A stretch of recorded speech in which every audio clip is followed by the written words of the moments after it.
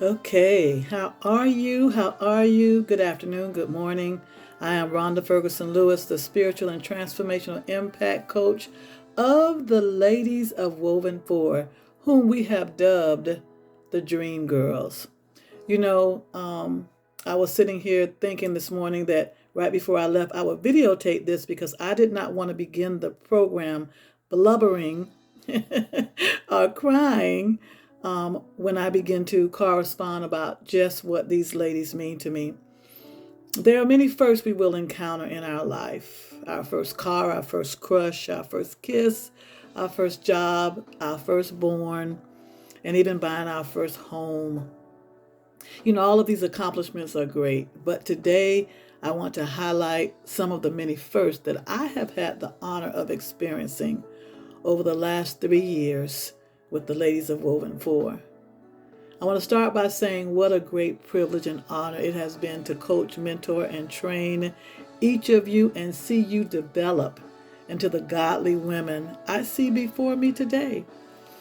As it was testified on yesterday, your husbands and even your children, I would think would agree that there has been some remarkable strides in the last 3 years. And we, first and foremost, we thank God for that. I want to thank the plethora of other woven sisters that helped me help you on your journey. And I want to thank you for giving yourself an opportunity to see what God can do in your life if you just yield and submit it to Him. You know, woven women, women of virtue, excellence, and nobility, is not for everyone. And yet you stuck it out for 4 years. You made a difference. You made sure that you helped each other. You surrounded each other with love and encouragement. You reproved each other when need be. And you all became a very close knit family of women, but you took it beyond that. That's why I said it's the first. This is the first time that there were fellowships, plethora of fellowships with our children. I got to meet all of your husbands and spend time with them and gain some great new men in my life that attributed to my growth as well. You all are knitted together like each of us have been with bonds of love that cannot be broken. And you all have proved that over and over again. Despite your own personal and spiritual struggles, I want to applaud you for remaining faithful to this discipleship and mentorship program. You've done it, and you've done it by fulfilling dreams along the way. You all came in the first year that we had the honor of introducing vision casting on that scale. It's not the first time we taught it, but on the scale that we did. And we will attest today, or as Stephanie will attest when she does her portion, many of you have accomplished those dreams and beyond, and you still have hope and vision for a future. Each of you have the greatest potential to rise above any obstacle and fulfill all your promises to God, those things that He's spoken to you and those things that He have yet to speak to you. Some of you all received some powerful words. All of you all received some powerful words on yesterday.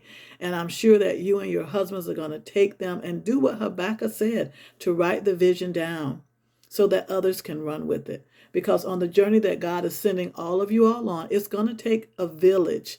And you all have began that village. And there were words spoken to some of your children and over your children and for generations to come, and what God is going to do. And I expect great things from each of you fully.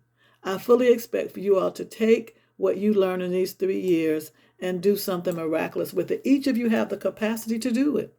But more importantly, I truly believe that you were taught and shown how the love of God can work in your life. And this is a life application, not just in woven, but in your marriages, as a mother, as a businesswoman, as a wife, as a friend, as a daughter, as an aunt, in your various roles. You all, I believe, have the potential to do all and be all that God has called, appointed, and anointed you to be. You all can be a living example for all in your family, because that's what's important. Family is first. I want everybody to keep saying that over and over again. Family is first. That should become your mantra. When you pour into your family what you have the ability to pour outside of your family, take it from me. I've learned it the hard way. It works. It works. And it's never too late to start today. And that's not just to Woven 4, that's to everybody that's under the sound of my voice. God is a redeeming God. And there's a reset button that's being set even as you're sitting in here with us.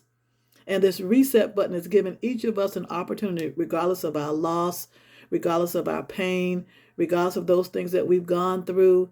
None of that matters. Today is a new day, and God has given us an opportunity to be proven beneficial to those things He's called, appointed, and anointed you to do and be.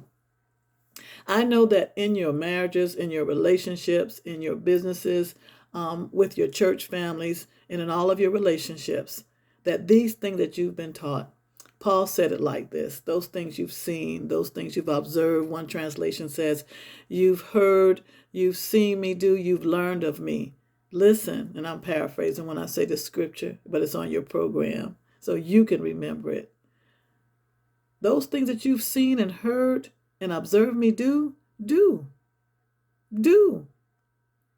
And then the God of peace, He will comfort you. He will grace you. He will anoint you. You see, we gravitate toward women of God, men of God, people of God, to help mentor us, to disciple us, so that we can observe what they do, and then we can do it and take it to another level. I expect you all to do well, be well, because you're already highly favored. You're dream girls.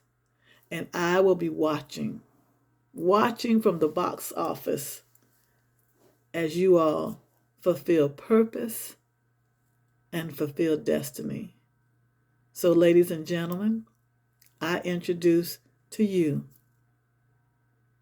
the dream girls of Woven 4, the class of 2021, the graduates who are getting ready to take this thing to another level.